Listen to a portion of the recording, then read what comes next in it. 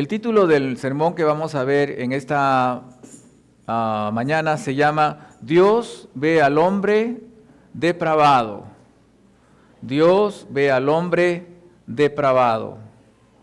Y lo que vamos a ver ahora es lo que Dios ha revelado en su palabra acerca de cómo Él ve al hombre. Porque una cosa es cómo cada uno de nosotros opinamos de los demás. Y nuestra opinión de los demás puede ser cierta como que no, o más o menos cierta. Y al fin de la historia, nuestra opinión no cuenta. Cuando estemos ante la presencia de Dios, ¿cuál es la opinión que va a realmente contar? ¿Cuál es la opinión que realmente va a sobresalir? Es la opinión de Dios. Entonces, lo que vamos a ver ahora, en esta hora, no es tanto la opinión de Dios, sino la verdad que Dios quiere que conozcamos y nos ha revelado en su palabra. Y vamos a empezar viendo juntos algunos versículos bíblicos, y yo les voy a pedir, por favor, que saquen sus Biblias, y si no tiene Biblia, que se arrime a alguien que está teniendo una, y vamos a hacer un viaje por toda la Biblia. Bueno, no toda la Biblia, sino por algunos pasajes del Antiguo Testamento y otros del Nuevo, para que ustedes vean que lo que vamos a estar concluyendo al final tiene bastante argumentación. No es un tema que por un lado uno puede sacar un texto para luego crear un pretexto, no es así, sino vamos a demostrar lo que Dios quiere decirnos. Veamos Génesis. Y empecemos con Génesis. Para hacer fácil, vamos a ir en orden, lo más posible, desde el comienzo, a ir avanzando así los libros en adelante. ¿Qué dice Génesis capítulo 6, verso 5? Génesis capítulo 6, verso 5, dice así la palabra de Dios. Y vio Jehová que la maldad de los hombres era mucha en la tierra, y que todo designio de los pensamientos del corazón de ellos era de continuo solamente el mal. Este versículo nos está hablando de qué es lo que vio Dios antes de enviar el diluvio. Antes de matar a toda la humanidad, Dios hizo una evaluación de la actividad mental de los seres humanos. Él es un Dios omnisciente, omnipotente, y puede leer la mente de todo ser humano al mismo tiempo en un solo lugar. Y dice aquí la palabra de Dios que los pensamientos de los hombres, ¿cómo eran? Fíjese bien en su Biblia, que dice, solamente, vamos por partes, solamente dice que era el mal. Malos pensamientos, solamente el mal, o sea, no era que el bien también, sino dice que todo lo que pensaban las 24 horas era que era el mal. Por esa razón Dios envió el diluvio. Vamos a Génesis, a Eclesiastés 9:3. Eclesiastés 9:3.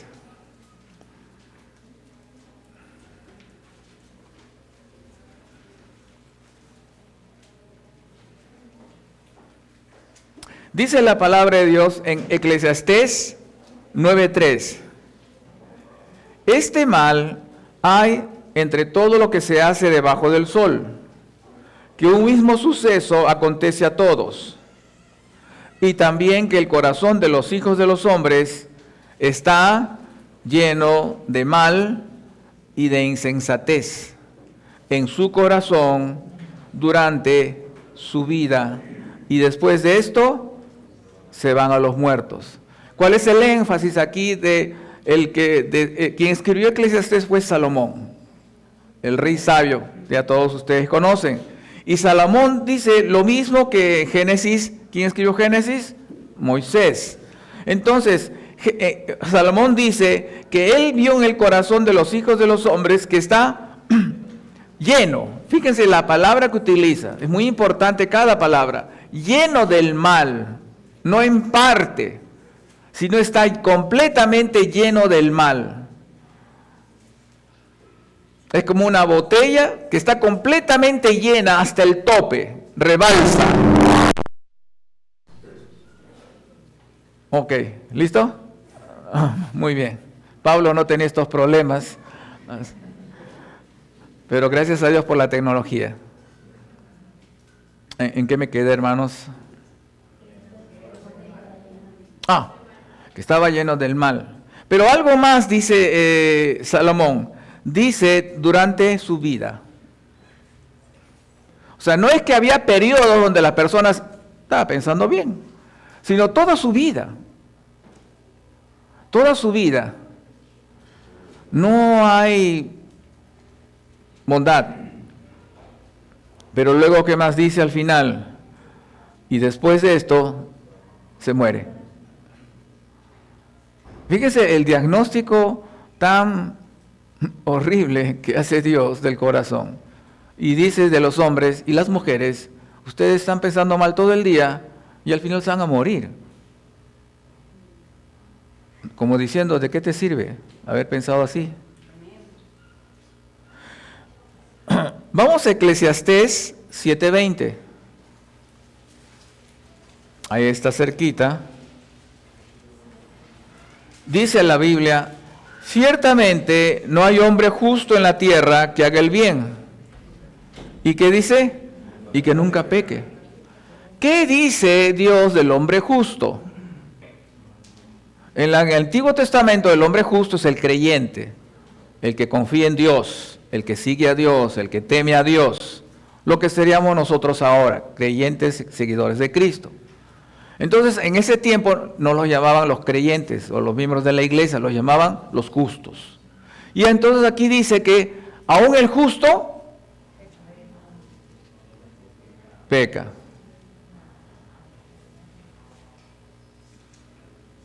Y Eclesiastés 7:29.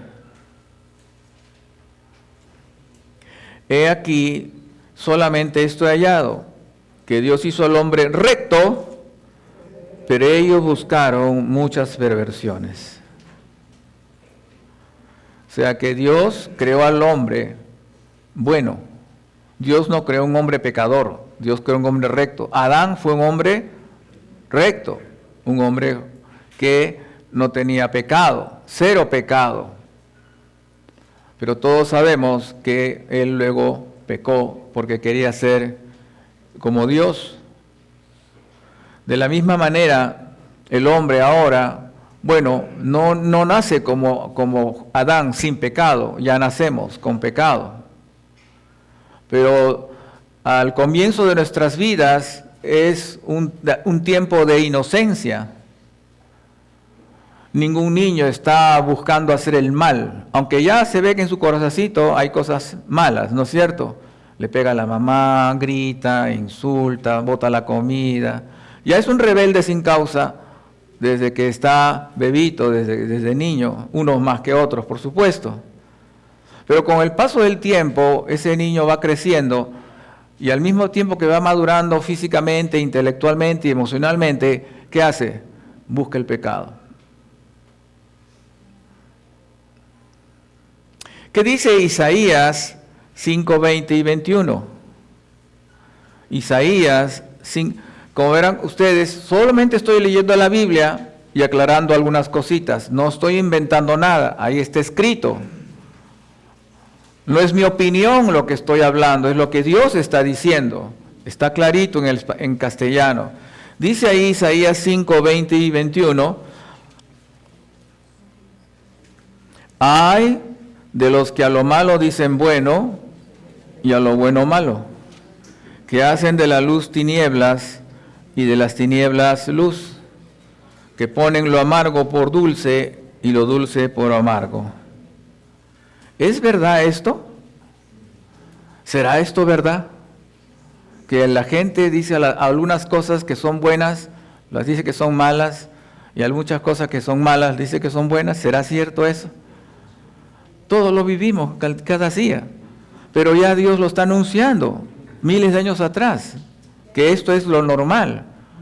Creemos nosotros que esta temporada de tanta basura que hay por todos lados, basura moral, es nuevo.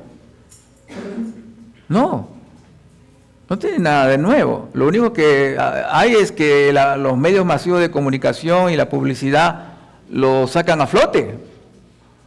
Pero siempre ha existido este tipo de cosas en el corazón de los hombres. Por ejemplo, ¿qué cosa buena hay que la gente dice que es malo? ¿Sabe qué? Una cosa muy sencilla: ir a la iglesia. ¿Es bueno ir a la iglesia? ¿Sí? Y si la gente no va, ¿qué quiere decir? Que es malo, no es conveniente. Así que hay un mensaje sin palabras. ¿Y qué cosa buena, qué cosa mala hay que la gente dice que es bueno hoy en día? ¿Qué cosa mala hay que la gente dice que es bueno? Les voy a decir algo muy simple y muy sencillo: la paciencia. Ya sé, se están preguntando qué está diciendo. Miren, esto es bien interesante. Hay mucha gente que dice, no tengo paciencia. ¿No se ha dado cuenta? Y lo dice como si nada. Hasta lo dicen como si fuera un mérito. No tengo paciencia, así que tú aguántame. No tener paciencia es pecado. ¿Sabe usted eso? Pero la gente dice, no tengo paciencia.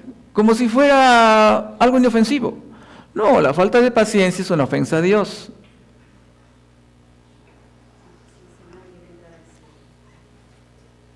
¿Y qué más dice la palabra de Dios? Isaías 64:6. Isaías 64:6. Sigamos en la Biblia. Estamos leyendo algunos pasajes. Isaías 64:6. ¿Qué dice?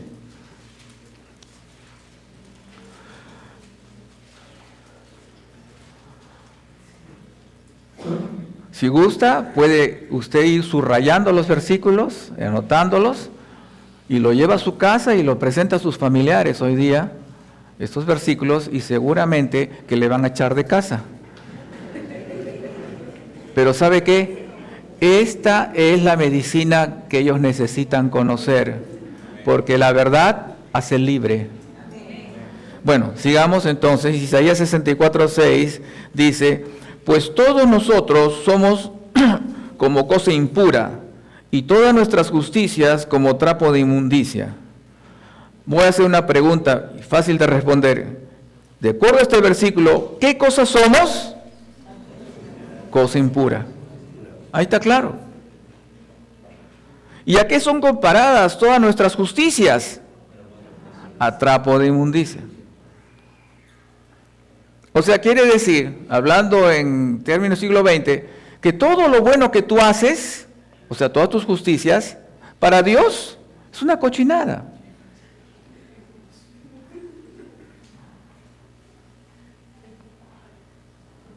Un día esto le dije a un hombre que practicaba la religión oficial, y me dijo, no puede ser, siempre me he considerado bueno. No, acá dice que aún las cosas buenas ante los ojos de Dios son ¿qué? Son un trapo de inmundicia. No nos engañemos, hay mucha gente que hace cosas buenas, ¿no es cierto? Y decimos, qué buena persona que es. Te estás engañando. Hay mucha gente que hace cosas dignas de elogio. Pero ¿qué dice Dios? Que todo eso es ¿qué?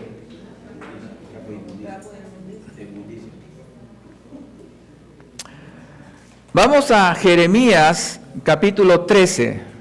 Estamos avanzando de Isaías. El libro que sigue es Jeremías capítulo 13. Y vamos por favor al verso 23. Sí, 13:23. Dice la Biblia así: ¿podrá cambiar el etíope su piel y el leopardo sus manchas? Así también podréis vosotros hacer el bien estando habituados a hacer lo malo. Entonces la moral de los hombres la compara Primero un etíope. Un etíope en la Biblia eran a los que llamaban de tez morena, los que son morenos, de tez oscura. Entonces el profeta dice, un hombre de tez oscura, por solo pensarlo, ¿se puede volver blanco? No, no puede. Luego dice, otro ejemplo, y toma el profeta el leopardo. Ustedes saben, es un felino que tiene unas manchitas, ¿no es cierto? El leopardo. Y luego dice, así también el leopardo puede cambiar sus manchas. ¿Puede decir un día, manchas, váyanse? No puede. Entonces, ¿qué conclusión dice Isaías? ¿Podéis vosotros hacer el bien estando habituados a hacer lo malo? ¿Será esto verdad? ¿Estamos habituados a hacer lo malo? Mire, le voy a dar un ejemplo.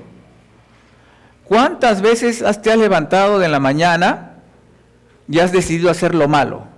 Voy a molestar a mi esposa y a mis hijos. ¿Quién se ha levantado así? Nadie, ¿no? Pero lo hacemos. Sin querer. Todo el mundo se levanta bien, nadie quiere ofender a nadie, pero uno se levanta y ya hace algo. Brota, ¿por qué? Porque estamos tan acostumbrados a portarnos mal que sin proponernos hacemos el mal. ¿Y qué dice Jeremías 17:9? Ahí mismo también. Es un profeta que Dios levantó para anunciar al pueblo de Israel el juicio que iba a venir por estos pecados que estamos mencionando. Y dice allí, engañoso es el corazón más que todas las cosas y perverso. ¿Quién lo conocerá? ¿Cómo es nuestro corazón? Ahí está. Ustedes tienen la respuesta. Nuestro corazón es perverso, es engañoso. Eso quiere decir que nosotros nos engañamos a nosotros mismos. ¿Cómo puede ser eso? ¿Que nos engañamos a nosotros mismos? No, no puede ser. ¿Cómo me voy a mí mismo engañar? Eso no es posible, decimos todos, ¿no? ¿Sabe? Le voy a dar un ejemplo. Muchas veces tú y yo hacemos cosas indebidas, la gente nos lo saca en cara y nosotros ¿qué decimos? Estás equivocado. Yo no lo he hecho. Eso no está mal. Y muchas veces somos tercos en no reconocer nuestros propios errores. La gente lo ve. Está claro ante los demás, pero como uno se autoengaña, no ve su error, no ve su pecado. Por eso nuestro corazón es engañoso. Políticos, psicólogos y lamentablemente líderes religiosos se han esforzado en una idea en estos últimos años, en estos últimos tiempos. ¿Y sabe cuál es esa idea? De que somos buenos.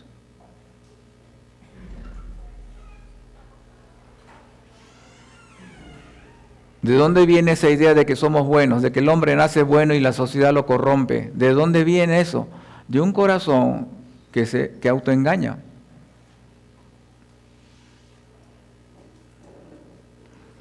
Hay gente que dice, tenemos nosotros bondad interna. Somos buenas personas. Y es por esa razón que mucha gente aconseja y dice, busca dentro de ti. Ahí está la respuesta. ¿Por qué? Porque piensan que por dentro somos una luz de bondad. Eso es autoengaño.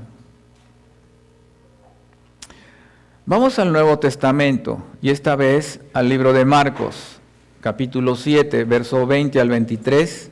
¿Qué dice?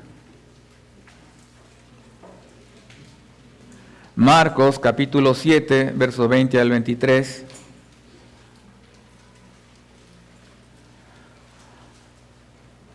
Dice así, que lo que sale del hombre eso contamina al hombre, porque de dentro del corazón de los hombres salen los malos pensamientos, los adulterios, las fornicaciones, los homicidios, los hurtos, las avaricias, las maldades, el engaño, la lujuria, la envidia, la calumnia, el orgullo y la insensatez.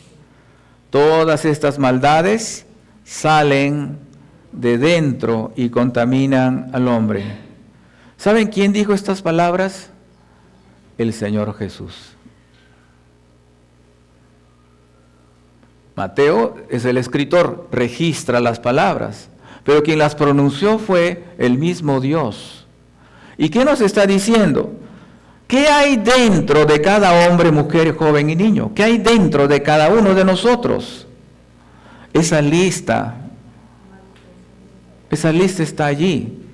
Todo lo que está allí en esta lista está en tu corazón, está en mi corazón.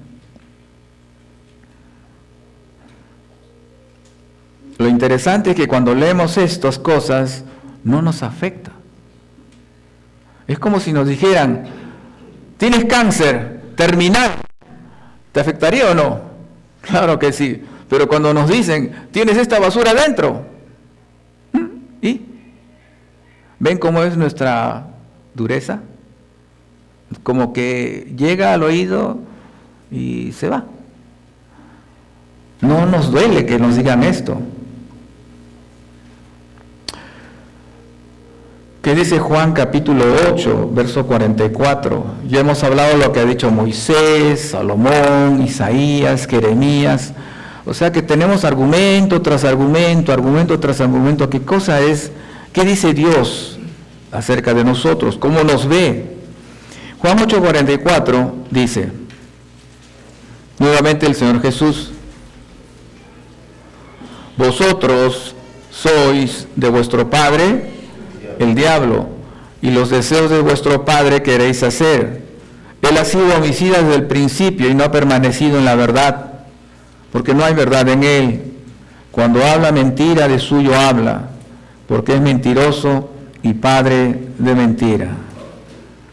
Aquí Jesús está utilizando un calificativo muy fuerte y está diciendo, ¿quién es el padre de estas personas? El diablo. En nuestro tiempo, aquí en nuestra época, como en la época de Jesús, decirle a una persona, tú eres hijo del diablo, es un insulto gravísimo, ¿no es cierto? Es algo muy terrible decirle eso a alguien.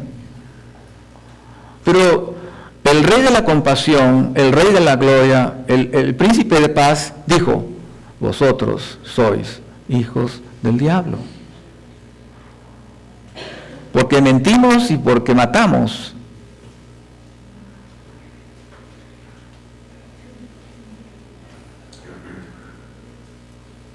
Porque esos son los deseos del diablo. Y esos mismos deseos los tenemos nosotros. En ese sentido se habla la palabra padre, porque nos asemejamos al diablo ¿en qué? En que lo que él desea, nosotros también deseamos.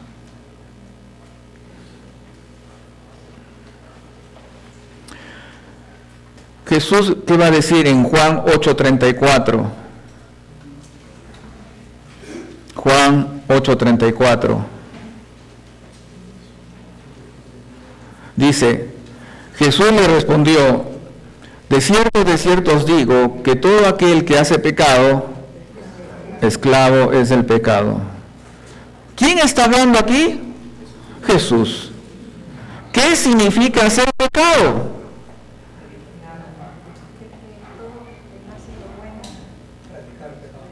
Claro. Claro. Pecado es toda la lista que hemos visto en Marcos. Ahí está la lista. No está completa, pero una buena parte. Ahora, vamos a la siguiente pregunta. ¿Qué significa ser esclavo del pecado? Esta es la parte importante que quiere dejarnos Jesús que entendamos. Que el pecado domina al hombre y no el hombre domina al pecado. Esto es lo que quiere decir Jesús. Que todos nosotros no tenemos control sobre nuestros pecados. No podemos dominar nuestras malas tendencias. Es más, nuestros pecados nos tienen capturada la voluntad. No podemos decir no al pecado. Somos esclavos del pecado. Y cada uno es esclavo a determinado pecado. No todos son esclavos del mismo pecado. Hay algunos que son esclavos del pecado de la borrachera, otros son esclavos del pecado de la droga, otros son esclavos del pecado sexual de todo tipo que hay ahora, otros son esclavos de la ira, la falta de paciencia, esclavos de la preocupación. ¿Sabían que la preocupación es pecado? La Biblia lo prohíbe. Somos esclavos, no podemos dejar de pecar. Ahora, ya estamos viendo cómo nos ve Dios. Ahora, la pregunta que quiero resolver con ustedes, y la Biblia también nos va a ayudar, ¿es indiferente Dios ante la maldad del hombre? Ahora, ya el hombre está acá. Ya Dios ha dicho, tú eres malvado. Tú eres malo. Pero así quedan las cosas. Dios queda indiferente. Vamos a Santiago 4:4. Estamos viendo verdades muy importantes que tenemos que conocer y honestamente aceptarlas. Santiago 4:4 dice: oh almas adúlteras, ¿no sabéis que la amistad del mundo es enemistad contra Dios? Cualquiera que quiera ser amigo del mundo, ¿qué dice allí? Se constituye enemigo de Dios. ¿Alguna vez has pensado que Dios te considera su enemigo? ¿Dios te ama? Sí. Te da de comer, tienes un buen televisor, ¿no? Estás sentado en una buena silla, tienes tu sala, y comes rico, y tienes familia, y disfrutas las reuniones familiares. O sea, Dios bendice en términos generales a todo el mundo, hasta a los narcotraficantes. A todos bendice Dios. La lluvia es para justos y para injustos. Pero eso no quita, por causa del pecado, que Él te considere su enemigo. Este es el problema. Te puede dar de comer, pero Dios te odia. Ese es el punto. Apocalipsis capítulo 20, versos 12 y 13, ¿qué dice? Apocalipsis 20, versos 12 y 13. Ya estamos diciendo ahora el último libro de la Biblia. Hemos empezado con Génesis, el primer libro de la Biblia. Vamos al último libro de la Biblia. ¿Qué nos dice Apocalipsis capítulo 20, versos 12 y 13? Vi a los muertos, grandes y pequeños. Deténganse ahí. Cuando dice grandes y pequeños, no se refiere a estatura física, sino desde la persona más encumbrada sobre la tierra, la autoridad más grande, o el hombre más rico del mundo, eso quiere decir, y el más pequeño. ¿Quién podemos considerar aquí el más pequeño? Los niños. O sea, los que son don nadie. Nosotros. ¿Qué va a pasar acá?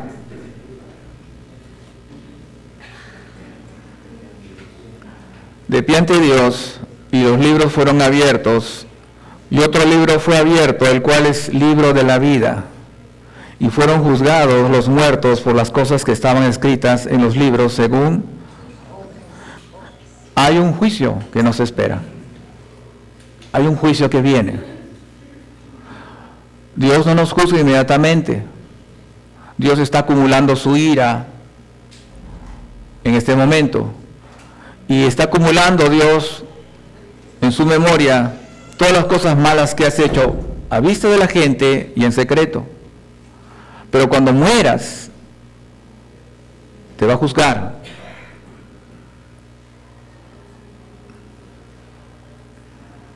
O sea, no es que uno quede impune con todo lo que ha pensado y lo que ha dicho y lo que ha hecho, que no va a pasar nada. No, sí va a pasar algo.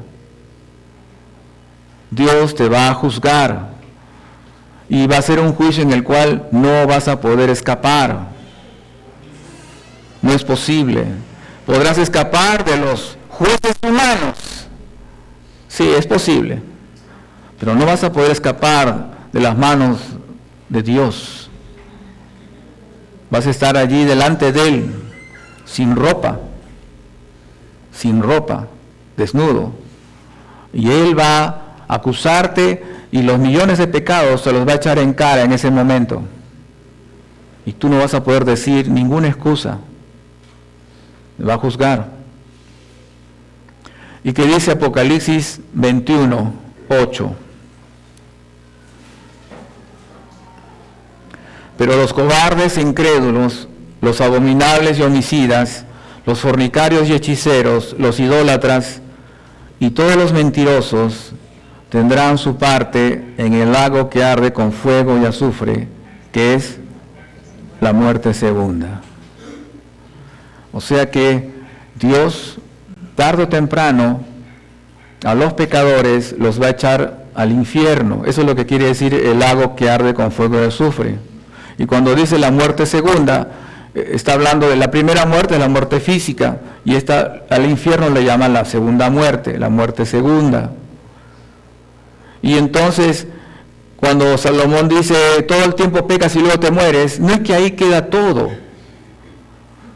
sino a la gente le espera el infierno por causa de sus pecados. Es una situación ineludible. Por eso vale la pena que te pregunten esta mañana, ¿tienes algún plan para librarte del infierno? ¿Qué has planeado? ¿Alguna idea tienes?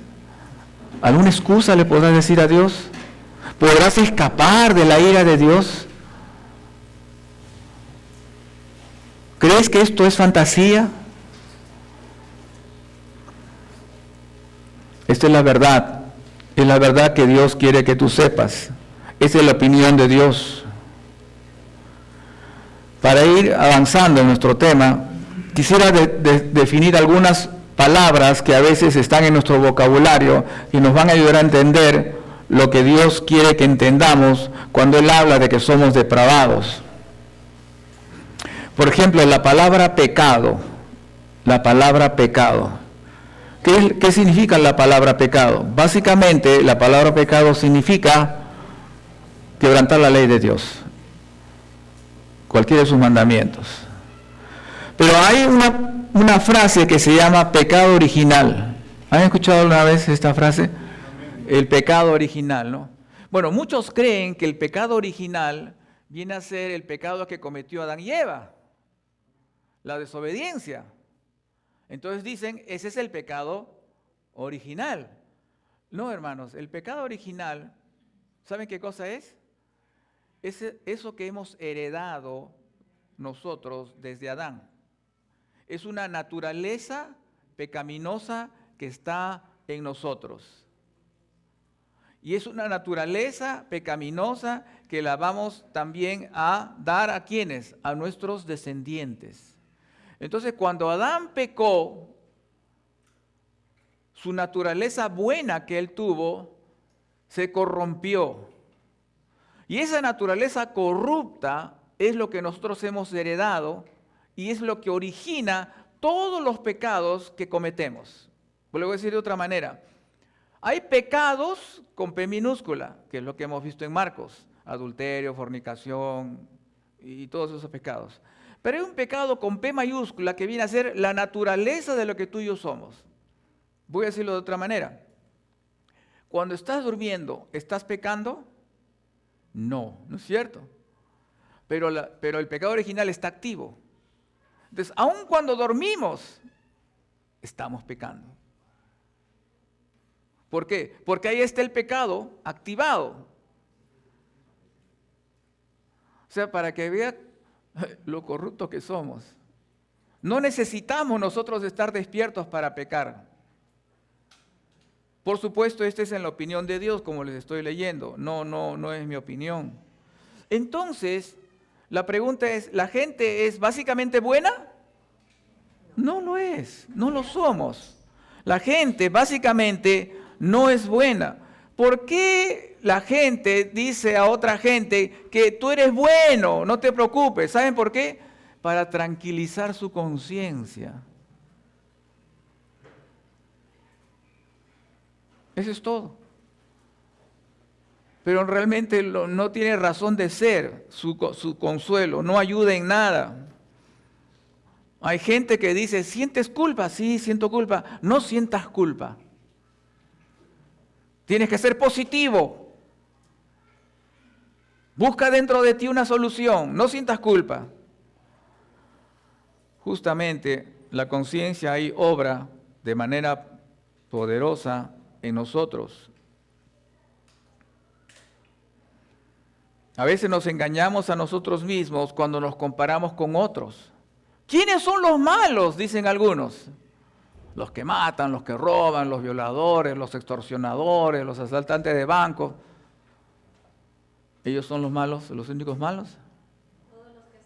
Nosotros somos pecadores con la diferencia que en vez de robar 1 millón, hemos robado 1 centavo.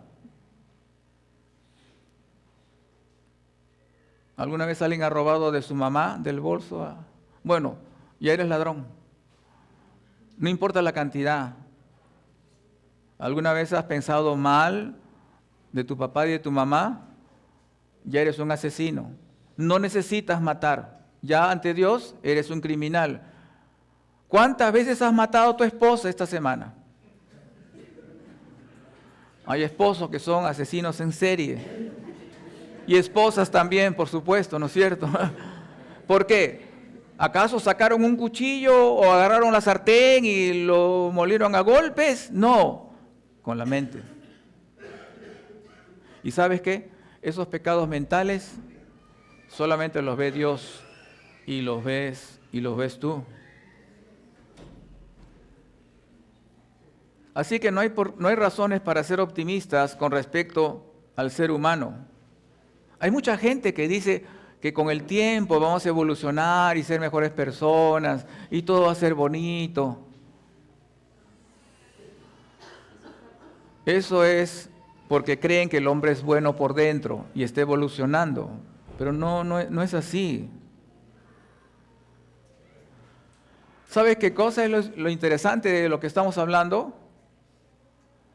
Es que yo no necesito hacer nada para demostrar que la gente está podrida por dentro. ¿Por qué? Porque es evidente. Es evidente. ¿Puedo probar sobre la existencia de Dios? Está difícil. ¿Puedo probar acerca de la Trinidad? No puedo probarlo. ¿Puedo probar acerca del pecado? Sí puedo. A cualquier persona que se te cruce en el camino, tú puedes probarle que es un sucio pecador. ¿Por qué? Porque tiene una conciencia que le acusa por dentro y tiene que admitir su depravación, la privación que existe. Entonces ya hemos aprendido el pecado original, ya hemos aprendido la palabra pecado. Ahora vamos a aprender una frase que se llama depravación total. Y estoy hablando de términos teológicos, así que yo no soy teólogo, así que voy a citar a gente que sabe más que yo, porque siempre hay gente que sabe más que uno. Y voy a citar a John MacArthur, seguramente había escuchado hablar de él. Bueno, ¿qué dice John MacArthur acerca de la aprobación total? Significa, les voy a leer, que los pecadores no tienen la capacidad para hacer el bien espiritual, ni de trabajar por su propia salvación del pecado. Están tan completamente reacios a amar la justicia, tan profundamente muertos en el pecado, que no pueden salvarse a sí mismos, ni siquiera prepararse para la salvación de Dios. La humanidad incrédula no tiene la capacidad de desear, comprender, creer ni aplicar la verdad espiritual.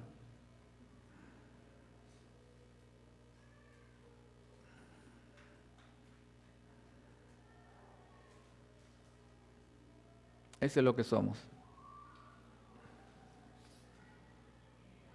Y añade, el hombre impenitente, el hombre no arrepentido, no libra una guerra interna entre el bien y el mal dentro de él.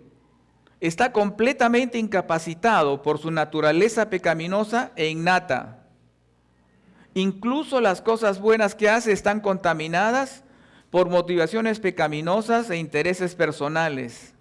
Y nada en él merece el favor, la gracia ni la atención de Dios. El hombre es totalmente depravado. Fin de la cita.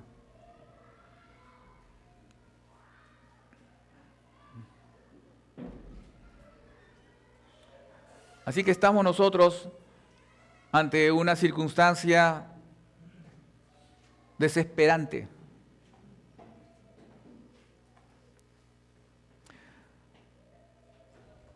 Así que depravación total significa, por ejemplo, que la corrupción se ha extendido a todos los aspectos de la naturaleza del ser humano, cuerpo, alma y espíritu. La corrupción está en todo nuestro ser, cuerpo, alma y espíritu. La depravación total es tan grave que no podemos hacer nada para ganarnos el favor de Dios. No podemos hacer nada para ganarnos el favor de Dios. ¿Se acuerdan lo que Dios dijo a Adán en el huerto? El día que del fruto comieres, ¿qué dijo? De cierto, morirás. O sea, ¿por qué murió Adán? Por haber desobedecido a Dios. O sea, Dios lo que dijo, se hizo. ¿Y Adán murió? Claro que ha muerto. ¿Y algún día te vas a morir? Claro. ¿Qué pasa cuando un hombre muere, una mujer muere?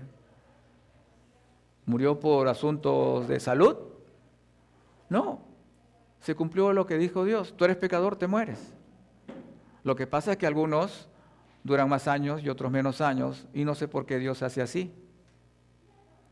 Pero el hecho de que tú mueras algún día es la evidencia de que en ti estaba todo el tiempo en el pecado y te llegó tu momento. Que Dios utilice una enfermedad, un accidente, un asesinato, eso es ya secundario. Toda persona que se muere es por causa del pecado, se está cumpliendo lo que Dios ha dicho. Es por la depravación que hay en nosotros. Ahora, hay algo muy importante que debemos aclarar también. Si bien es cierto somos malos, pero eso no quita que hagamos cosas buenas. ¿Hacemos cosas buenas? Sí, hacemos cosas buenas. El hombre sale a trabajar para su familia. La mujer hace cosas por sus hijos, por su esposo, hace sacrificios, hace cosas buenas. Pero ¿qué dijo Dios?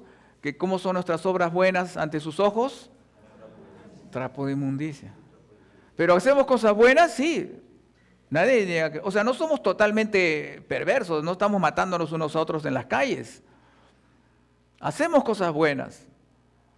Pero a pesar de hacer cosas buenas, la maldad es lo que domina. Otra cosa interesante en nosotros, ¿sabe qué cosa es? Es que nos damos cuenta la diferencia entre el bien y el mal. Todos saben la diferencia entre el bien y el mal, hasta los niños. Los niños cuando hacen algo malo, por alguna razón, se esconden, mienten, evaden, se ocultan, porque tiene la conciencia del bien y del mal puesta en sí mismo. Hay otra cosa importante también que hay que hacer. No todos se entregan al pecado de manera desenfrenada. hay gente que se entrega al pecado de manera desenfrenada, sin control, sin límite, ¿no es cierto? Y nosotros decimos, esa sí es gente mala. Pero hay mucha gente que se frena a sí mismo, que tiene cierto dominio sobre su maldad, pero no tiene dominio sobre otras maldades personales.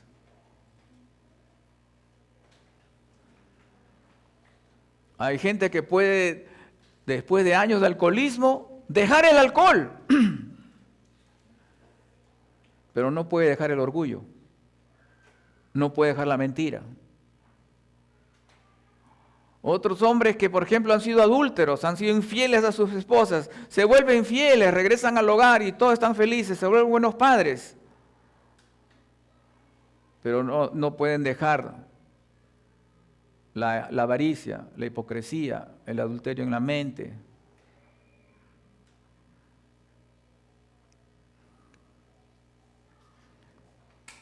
Así que nosotros tenemos que pensar bien esto con claridad y decirle a Dios la situación en que cada uno se encuentra, cómo evalúa estas palabras que salen de la Biblia.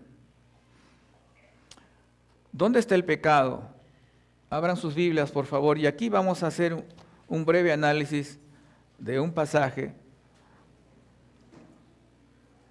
que está en el libro de Efesios 4. Lo que vamos a ver ahora es unos versículos que nos van a ayudar a entender un poquito más acerca de la depravación total que tenemos, ¿ok? Este mismo estudio debía haberlo hecho con cada uno de los versículos que les he mencionado. Entonces, todos los versículos que les he mencionado, no vamos a hacerlos todos un estudio, porque no tendríamos el tiempo ni las fuerzas, ¿no es cierto? Así que de todos esos versículos he elegido uno que está en Efesios, y hay muchos más que no he leído, y este no lo he leído a propósito. En Efesios 4, 17, ¿qué dice? 4, 17, y vamos a leer hasta el verso número 19. Dice así la palabra de Dios, el capítulo 4 de Efesios 17. Esto pues digo, y requiero en el Señor, que ya no andéis como los otros gentiles que andan en la vanidad de su mente, teniendo el entendimiento entenebrecido, ajenos a la vida de Dios, por la ignorancia que en ellos hay, por la dureza de su corazón, los cuales, después que perdieron toda sensibilidad, se entregaron a la lascivia para cometer con avidez toda clase de impureza. Vamos juntos, hermanos, a explorar este versículo, ¿ok? Esos versículos, y vamos a ver las conclusiones que podemos sacar. En primer lugar, dice en el verso 17, esto pues digo y requiero en el Señor. ¿Quién está hablando aquí? El apóstol Pablo. Y cuando dice esto digo y requiero, lo que está diciendo Pablo es esto mando. Entonces Pablo está diciendo, acá viene una orden. Es como diciendo, paren la oreja, escuchen lo que voy a decir, atentos.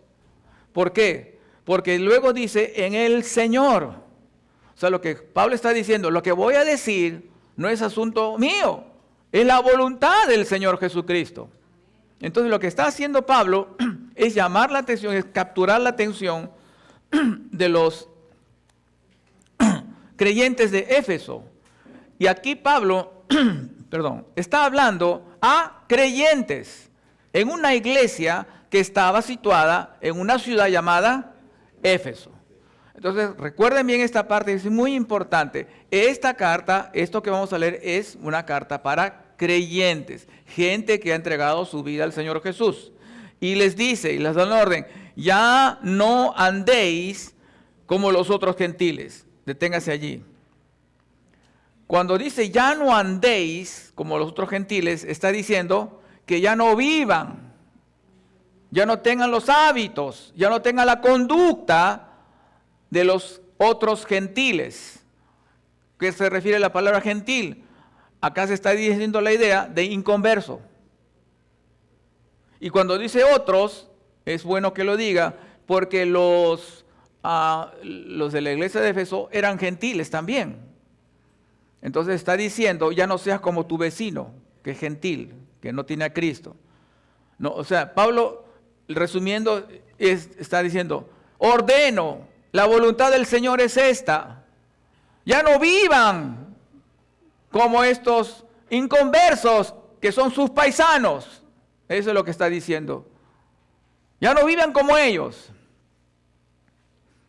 Y entonces luego el verso 18 y 19 va a hablar, y esta es la parte interesante que quiero que veamos, ¿no?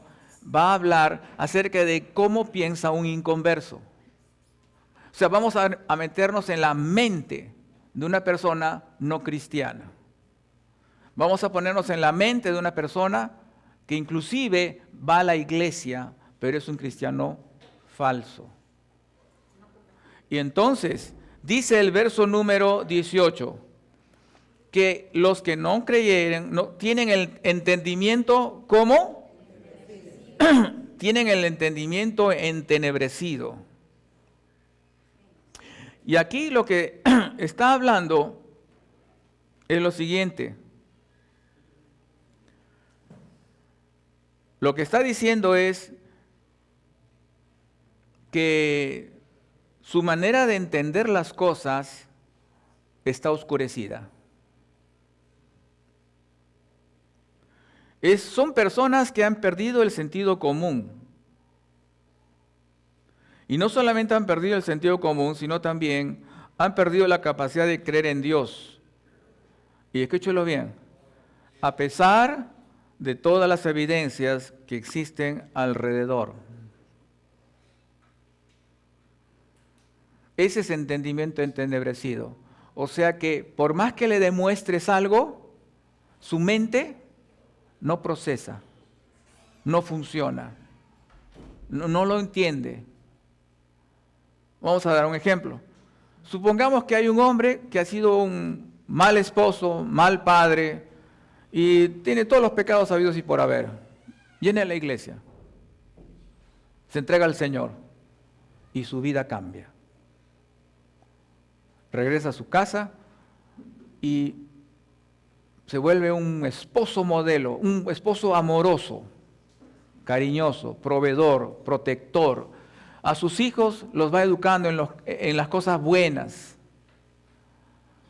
Y le dice a su esposa, ¿qué ha pasado? ¿Dónde te han lavado el cerebro? ¿Qué ha ocurrido? ¿No? Y no, le dice, me he encontrado con Cristo y ha cambiado mi vida.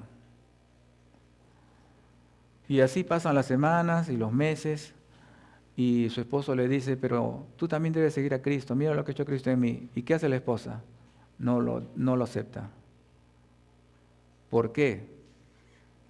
Su mente está tan cerrada que ve la evidencia del esposo cambiado, pero no lo acepta. ¿Entiende ahora lo que es entendimiento entenebrecido? No, está ciego. La esposa va a la iglesia, ve que la gente son bonitos y todos cantan y todos son felices, todos con sus problemas también, ¿no? Como todo el mundo. Ve la evidencia de una iglesia saludable, una iglesia amorosa, pero hay algo que su mente no funciona. Escucha la palabra de Dios, escucha el llamado a Cristo, le hablan de Cristo, pero su mente, su entendimiento no procesa. Esa es la situación que vive el inconverso. Las cosas espirituales no las puede entender por más evidencia que se le dé. Por eso, hermanos, si queremos ganar a Cristo, tenemos que doblar las rodillas, porque tiene que haber una operación del Espíritu Santo que le abra la mente y el Espíritu Santo le ilumine y se efectúe el milagro del nuevo nacimiento. Cada uno de nosotros éramos así, pero el Espíritu Santo hizo un milagro. Tú y yo somos un milagro de Dios. Por eso creemos en el Señor de los milagros. Del verdadero, por supuesto, ¿no es cierto? No del otro. ¿Por qué? Porque Él ha hecho un milagro en mi vida. ¿Cuál es el milagro que ha hecho? Yo antes no entendía a Cristo, no me interesaba a Cristo y me lo ponían delante pero ahora lo veo todo claro. ¿A qué se debe? Eso es un milagro de Dios. Y luego dice el pasaje, ajenos a la vida de Dios. Claro, si mi mente está entenebrecida, está oscurecida, está apagado adentro todo, obviamente el inconverso va a tener una conducta ajena a la de Dios. ¿Qué quiere decir esto? Cuando dice aquí que andan en la vanidad de su mente, hay que ir un poquito al griego para entender lo que quiere decir esto. Y la frase vanidad de su mente es mataiotes nos. Esto lo digo, no sé griego, lo saqué del diccionario, del internet, así que no piense que soy la gran cosa. Pero como esta palabra no la entendía, ¿qué quiere decir? Bueno, hay que ir al griego. Si tú no entiendes algo, anda al griego, hay internet, en tu celular, y ya está. Bueno, lo que quiere decir esto es que la persona tiene una mente inservible. Tu mente, la mente del inconverso, no sirve para las cosas de Dios, para las cosas morales. Así de sencillo. Es una mente que no sirve. Es una mente sin propósito, una mente vacía y por tanto sin rumbo.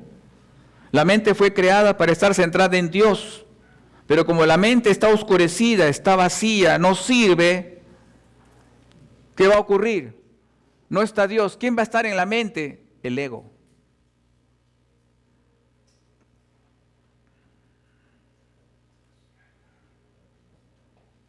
Es una mente que no puede servir a Dios.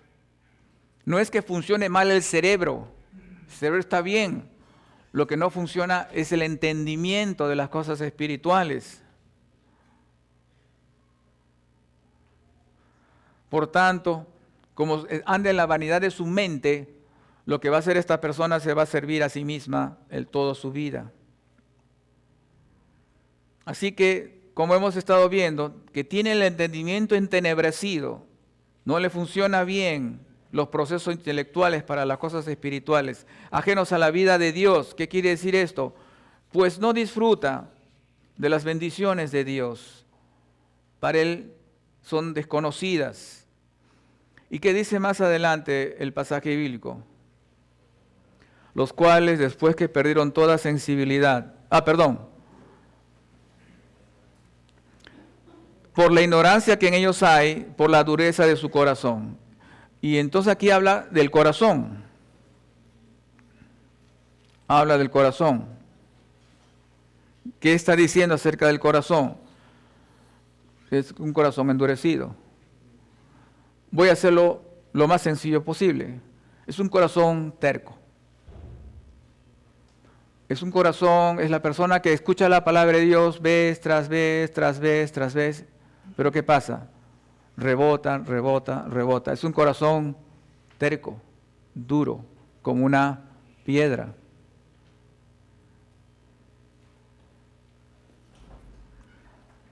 La mente que tiene no le ayuda. La mente es una lámpara que quisiera encenderse, pero su lámpara no tiene enchufe y no hay dónde enchufar. ¿Te imaginas eso? En una lámpara está el foco, pero no hay enchufe. Y tampoco hay en la pared el tomacorriente. No hay nada. Entonces no se puede prender, es imposible. Así que en esa circunstancia la mente, incapaz de iluminarse, crea su propia luz. Y su oscuridad viene a ser su luz. Como consecuencia de tener una mente inservible para ellos mismos y para Dios, los inconversos están ajenos a la vida de Dios. Aquí encajan los pensadores que están en contra del aborto. Aquí encajan los pensadores que están en contra del aborto, de la homosexualidad, la ideología LGTB y la conducta trans, aparentemente parece que defienden principios cristianos, pero ellos dicen que no lo hacen desde un punto de vista del sentido común, no desde la religión. ¿Se da cuenta? Hay mucha gente buena que defiende los valores cristianos, pero no son cristianos, no lo hacen desde el punto de vista de Dios, lo hacen desde su punto de vista. Esa es una mente entenebrecida, es una mente alejada de Dios, es una mente que no conoce la vida de Dios, aunque aparenta cosas buenas. No significa que los pecadores incrédulos sean siempre tan malos como podrían ser. No significa que van a vivir llenos de pecados al máximo.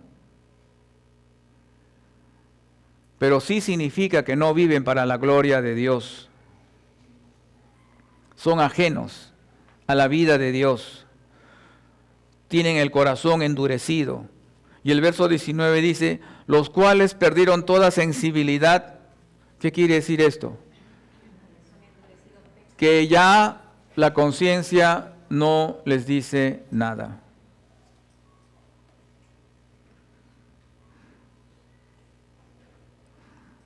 O sea, llega un proceso en su deterioro mental, vamos a decirlo así, que ya no pueden nada, ya están insensibles. Y en otras palabras, sigue vivo, pero va al infierno. Ya ni las oraciones le van a ayudar. Hay gente que llega a ese punto, hermano.